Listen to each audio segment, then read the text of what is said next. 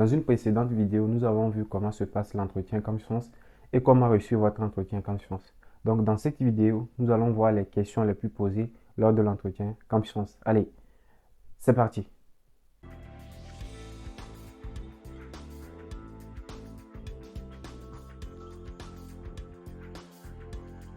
Bonjour les amis, bienvenue pour une nouvelle vidéo. Pour ceux qui ne me connaissent pas, je m'appelle Ouro Saoud Farou et je vous aide à réussir votre procédure confiance de A à Z.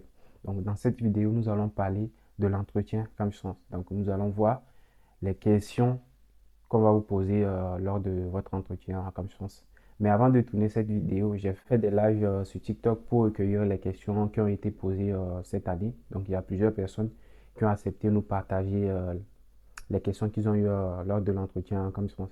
Donc, j'ai essayé de regrouper ces questions en 15 questionnaires, donc avec des éléments de réponse. Mais s'il vous plaît, les réponses que je vais vous donner, essayez de reformuler à votre manière et ne cherchez pas forcément à retenir par cœur. Donc, essayez de comprendre euh, ces questions. Essayez de comprendre mes explications pour pouvoir mieux réussir votre entretien en confiance. Avant de commencer, je vais vous demander de vous abonner si ce n'est pas déjà fait, de liker, de partager la vidéo. Activez aussi la cloche de notification pour ne pas rater les prochaines vidéos. La première question qu'on pose généralement aux étudiants, c'est de se présenter. Donc, quand on va vous poser cette question, ne cherchez pas à faire des phrases de 5 lignes, 6 lignes, parce que peut-être que vous allez vous perdre ou vous allez dire des trucs sur lesquels vous ne pourrez pas répondre si on vous pose des questions dessus. Donc, faites une petite présentation, votre nom, votre prénom, votre âge, votre formation, voilà. Donc, qu'est-ce que vous faites actuellement?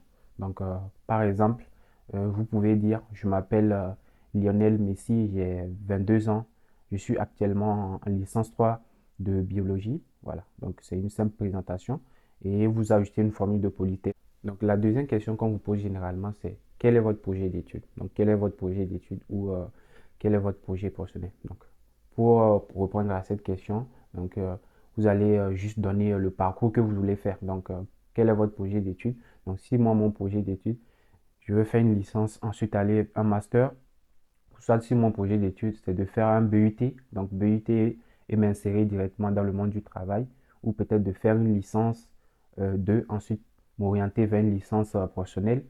Vous parlez du parcours que vous voulez suivre, ensuite du métier que vous voulez exercer. Donc, par exemple, vous pouvez dire votre projet d'études, c'est d'intégrer une licence en AES. Par la suite, vous vous orientez vers un master pour développer vos compétences et pouvoir devenir responsable des ressources humaines. De même aussi, si on vous pose la question à savoir quel est votre projet professionnel, vous savez bien qu'avant d'exercer un métier, il y a un parcours à suivre. Donc, essayez de rappeler d'abord le parcours que vous voulez suivre pour pouvoir devenir peut-être biologiste ou un truc comme ça. Donc, si on vous dit quel est votre projet professionnel, par exemple, je peux dire tout d'abord, mon projet d'étude est de faire une licence en économie et gestion. Par la suite, m'orienter en master pour avoir les compétences nécessaires et pouvoir réaliser mon projet professionnel qui est de devenir analyste financier. Troisième question. Pourquoi avoir choisi cette formation? Donc, pour répondre à cette question, c'est très simple. J'ai choisi cette formation parce qu'elle va me permettre de développer les compétences nécessaires pour pouvoir devenir juriste d'entreprise, pour pouvoir devenir statisticien, pour pouvoir devenir géologue. Pourquoi avoir choisi cette université? Donc peut-être, pourquoi avoir choisi l'université de Tours? J'ai choisi l'université de Tours parce que l'université de Tours offre une formation qui va me permettre de réaliser mon projet professionnel qui est de devenir ingénieur en cybersécurité. Donc cette question, elle est simple aussi. Vous voyez que si vous maîtrisez bien votre projet d'études et professionnel, si vous savez bien répondre aux questions par rapport à votre projet d'études, donc vous voyez que c'est juste une reformulation qu'on est en train de faire. Donc les questions, c'est presque les mêmes. Donc il faut juste savoir comment manipuler, comment dire, les réponses. Par exemple, si vous dites que vous voulez exercer le métier de juriste, donc il peut vous poser des questions à savoir en quoi consiste le métier d'un juriste. Donc j'ai pris l'exemple d'un responsable des ressources humaines. Donc, supposons si on nous pose la question à savoir en quoi consiste le métier d'un responsable des ressources humaines. Donc, un responsable des ressources humaines gère les payes, gère également le recrutement du personnel, et etc. Donc, pour trouver en quoi consiste votre métier, vous pouvez aller sur le site de ONISEF. Donc, il y a plusieurs métiers qui proposent là-bas. Ils expliquent bien en quoi consiste chaque métier. Soit vous pouvez faire des recherches simples sur Google. Donc, par exemple, si vous tapez peut-être métier de traducteur sur Google, vous allez voir qu'ils vont vous donner en quoi consiste ce métier. Donc, avant d'aller à l'entretien, il est important de savoir en quoi consiste le métier que vous voulez exercer. Une question qu'on peut vous poser aussi là, c'est de savoir est-ce que vous connaissez les matières que vous allez étudier. Donc, comme je l'ai toujours dit et répété, de façon générale, si vous postulez dans une même formation, vous allez voir que vous allez étudier presque les mêmes matières. Donc, cherchez à connaître à peu près deux ou trois matières que vous allez étudier. Donc, la personne ne va pas vous demander de lister complètement. Donc, c'est juste pour savoir si vous avez fait des recherches. Donc, par exemple, si on vous pose la question à savoir si vous avez une idée des matières que vous allez étudier. Oui, effectivement, j'ai une idée des matières que nous allons étudier. Donc, nous allons étudier la programmation, l'algèbre, l'outil mathématique. Donc, en fonction de chaque domaine, faites des recherches. Donc, si vous ne savez pas comment trouver les matières qui sont dispensées dans les formations que vous avez choisies, je vous invite à défiler sur la chaîne YouTube. Il y a une vidéo sur comment vérifier les conditions d'admission. Donc, dans cette vidéo, nous avons expliqué comment vérifier les matières et les détails de la formation. Donc, les conditions d'admission et tout ce qu'il faut. Alors, si on vous pose la question aussi à savoir pourquoi avoir postulé en licence 3 et en master, donc plusieurs personnes m'ont posé cette question. Donc, j'ai essayé de vous préparer deux éléments de réponse. Donc, en fonction de votre situation, vous allez voir ce qui vous convient. Donc, j'ai postulé dans les masters dans lesquels je respectais les conditions d'admission. Ensuite, j'ai décidé de postuler en licence 3 pour maximiser mes chances, donc pour augmenter mes chances d'avoir une admission. Donc, dans le cas où j'ai pas une admission en master, je vais faire une licence 3 pour me familiariser en l'enseignement supérieur français, euh, consolider mes acquis et rehausser ma note. Et l'année suivante, je vais postuler en master. Donc, vous pouvez utiliser l'argument là que je vous donne. Soit il y a une deuxième possibilité. Donc, la deuxième possibilité est que vous dites que vous avez postulé dans les matières et vous avez postulé dans les masters, vous avez postulé dans les masters que vous respectez les conditions d'admission. Mais il y a d'autres masters dans lesquels vous avez voulu postuler, mais dans ces matières, on exigeait d'étudier certaines matières donc, que vous n'avez pas eu l'occasion d'étudier. Donc, vous avez décidé de postuler en licence 3 aussi pour avoir des connaissances dans ces matières. Comme ça, si jamais vous n'avez pas une admission en master, vous pouvez refaire la licence 3 pour avoir des connaissances dans ces matières. Comme ça, l'année prochaine, vous allez avoir beaucoup d'options donc, dans le choix de vos masters. Mais avant d'utiliser cet argument, il va falloir faire des recherches pour voir les matières que vous n'avez pas étudiées en licence 3, mais qui proposent peut-être en licence 3 dans les licences 3 que vous avez choisies. Donc, parce que la personne peut vous demander, ah ouais, ok, mais quelles sont ces matières que vous n'avez pas étudiées et qui sont proposées en licence 3. Voilà, donc essayez de faire des recherches dessus. Donc, si vous savez que vous ne pouvez pas faire des recherches, ne cherchez pas à mentir. Il faut donner le premier argument que je vous ai donné. J'ai donné cet argument à plusieurs personnes. À chaque fois, ça a toujours marché. Donc, essayez juste de reformuler ça à votre manière. Sinon, ça marche. Alors, si vous avez eu des mauvaises notes à un niveau donné, donc peut-être si vous avez eu des mauvaises notes, peut-être si vous avez eu des mauvaises notes en licence 2, donc vous avez fait la licence 1, c'était bien, en licence 2, c'était pas bien, et en licence 3, vous avez eu de bonnes notes, par exemple. Et si on vous pose la question à savoir comment est-ce que vous justifiez vos mauvaises notes en licence 2, donc vous pouvez dire, voilà, donc vous pouvez dire que vous avez eu des problèmes personnels, donc ça peut être un déménagement, maladie, donc les arguments que vous voulez, donc ce qui vous a empêché de bien vous concentrer sur vos études. Vous pouvez aussi utiliser les deux autres arguments que je vais mettre aussi. Donc, à vous de voir ce qui vous convient. Comment comptez-vous financer vos études? Donc, si on vous pose aussi cette question, donc c'est très simple. Vous dites que vos études vont être financées peut-être par votre père, voilà, si c'est votre père, voilà, vos parents, votre soeur, votre frère. Mais dans ce cas, si vous dites que c'est votre frère, sûrement ils vont vous demander peut-être à savoir qu'est-ce que la personne fait, donc quel métier il fait, qu'est-ce qu'il fait pour pouvoir vous prendre en charge quand vous serez en France. Donc, vous devez pouvoir répondre à cette question. Donc, vous devez dire quel métier il exerce ou bien s'il a un business qui lui rapporte de l'argent qui va lui permettre de vous financer vos études. Voilà. Soit si c'est vous-même qui allez financer vos études, donc vous expliquez que vous avez économisé parce que vous avez un projet de voyage en France. Donc, vous avez économisé pour pouvoir faire votre procédure, pour aller étudier en France. Vous le voyez, j'essaie d'expliquer un peu qu'est-ce qu'on attend de vous et je vous donne des éléments de réponse parce que plusieurs personnes m'ont demandé des réponses concrètes. Donc, j'ai essayé de formuler des réponses, même si je ne répète pas la même chose. Vous voyez les réponses concrètes que j'ai essayé de vous proposer. Donc, comme je l'ai dit, reformuler ça. Parce que si la majorité reprend exactement ce que j'ai dit et vous arrivez à votre entretien, sûrement les premiers, il n'y aura pas de problème. Mais ceux qui vont suivre, si la personne entend la même chose exactement, sûrement il va se dire que, en fait, vous voyez ce que je veux dire. C'est pas bien. Donc, essayez de reformuler ça de votre manière. Voilà. Donc, si on vous pose la question à savoir si vous avez postulé dans une formation, est-ce que vous avez vérifié les conditions d'admission? Donc, par exemple, donc, j'ai pris l'exemple par exemple de l'université de Bourgogne, donc master en chimie, chimie et quelque chose comme ça, et j'ai essayé de vérifier les conditions d'admission. Donc, j'ai vu que dans cette formation, on exigeait d'avoir un niveau B2 d'anglais, donc de provenir d'une formation de physique, chimie, euh, de biochimie et tout ça. Donc, d'avoir une forte motivation. Donc, quand on vous dit que la motivation, ça compte, c'est pas pour rien. Donc, la motivation, ça compte. Donc, donnez-vous à fond pour réussir votre procédure. Donc, ça passe par réussir son entretien aussi.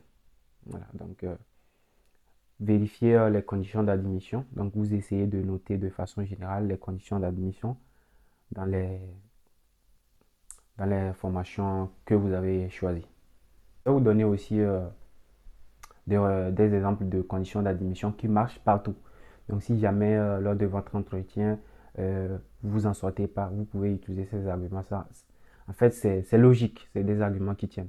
Donc, si on vous pose la question à savoir, est-ce que vous avez vérifié les conditions d'admission des universités dans lesquelles vous avez postulé? Donc, vous pouvez dire oui, j'ai vérifié les conditions d'admission des universités dans lesquelles j'ai postulé.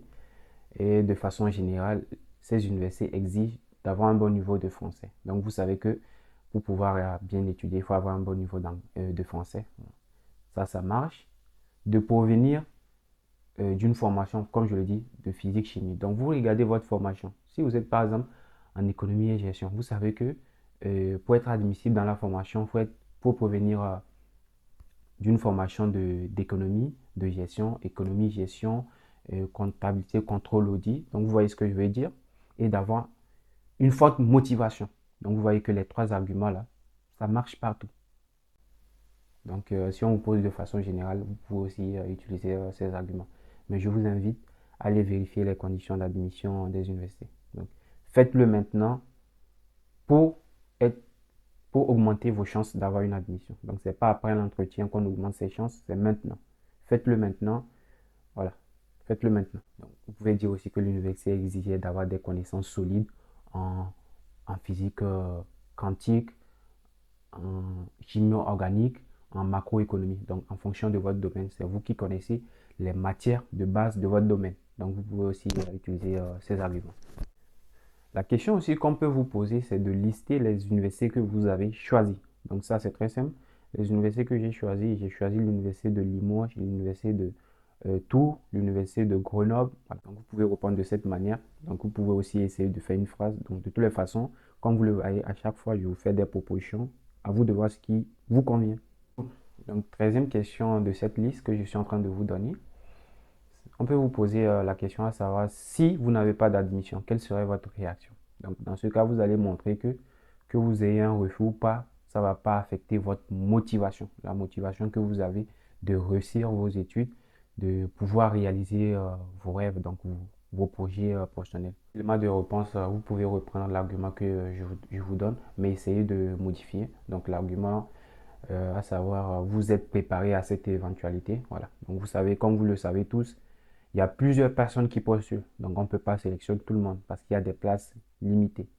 Donc, si la formation c'est 80, ils ne peuvent pas prendre 500 personnes. Même s'ils le veulent, ils ne peuvent pas. La capacité, s'ils veulent dispenser comment dire, des cours et des TD de qualité, ils ne peuvent pas prendre tout le monde. Donc, vous pouvez aussi utiliser l'argument là. Pourquoi avoir choisi cette ville? Donc, pourquoi avoir choisi peut-être la ville de Toulouse? Donc, vous devez montrer que votre choix ne s'est pas porté sur la ville, mais plutôt sur la formation. Donc, c'est la formation qui est proposée dans cette ville qui vous intéresse. Donc, parce que si vous montrez que c'est la ville, ça va être un problème. Montrez que votre choix, c'est la formation. Donc, il s'est fait que la formation que vous désirez faire se trouve dans cette ville. Donc, le choix ne s'est pas réellement porté sur, voilà, le choix ne s'est pas réellement porté sur la ville, plutôt, mais plutôt sur la formation. Voilà, donc, voilà. Donc, je répète encore, s'il vous plaît, reformulez, reformulez, essayez de reformuler. Ne reprenez pas mes phrases. Moi, je l'ai dit à ma manière, donc je l'ai dit euh, de manière que tout le monde puisse comprendre, que vous soyez en terminale, en licence 1, en licence 2, en master.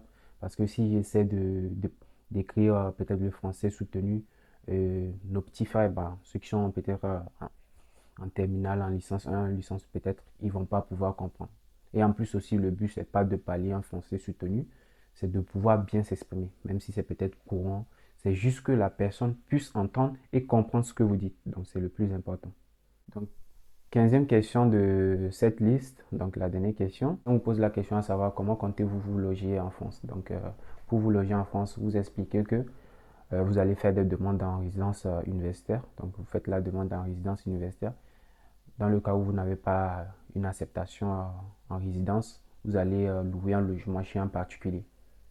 Donc, pour pouvoir me loger en France, je compte faire une demande dans les résidences universitaires. Donc, dans le cas où j'ai un refus, je compte louer un logement chez un particulier. Donc, voilà. Et souvent, cette question aussi peut engendrer la question à savoir, est-ce que vous avez une idée du prix du loyer en France? Donc, pour répondre à cette question, c'est très simple.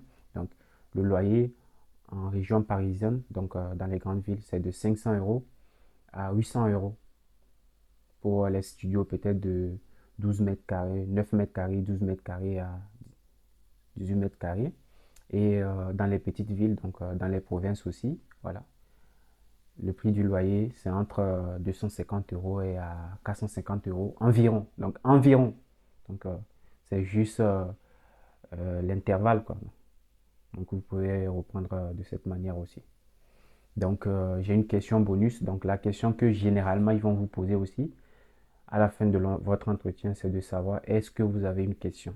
Donc si le jour de votre entretien, si vous êtes à l'aise, je vous, comment dire, je vous demande de poser des questions. Donc, c'est très bien. Quand on pose des questions, ça montre que vous n'avez pas peur, vous êtes intéressé, tout ça là, quoi. Donc, posez des questions. Donc, vous pouvez poser une question sur votre dossier. Quand est-ce que votre dossier va être envoyé aux universités? Est-ce que quand votre dossier va être envoyé aux universités, est-ce que Campus va vous envoyer un message? Est-ce que l'université va vous envoyer un message? Et quand est-ce que les universités vont vous répondre? Est-ce qu'ils ont une date, voilà, jusqu'à quelle date limite les universités vont vous répondre? Maintenant, et si cette date limite dépasse, est-ce que si cette date limite dépasse et que l'université ne vous répond pas, quelles seront les solutions? Donc, essayez de poser aussi une question. Donc, de base, je devais faire une vidéo de 10 questions. Donc, j'ai décidé d'augmenter et d'aller jusqu'à 15 questions pour vous permettre de bien vous préparer et cartonner lors de votre entretien. Donc, comme ça, vous allez avoir euh, des admissions. Voilà. Donc, c'est tout pour cette vidéo. J'espère que vous avez aimé. Si vous avez aimé, n'hésitez pas à laisser les commentaires. Ça me fera plaisir. Donc, laissez les commentaires pour me donner votre avis. Ça m'intéresse beaucoup. Et on se dit à la prochaine, les amis.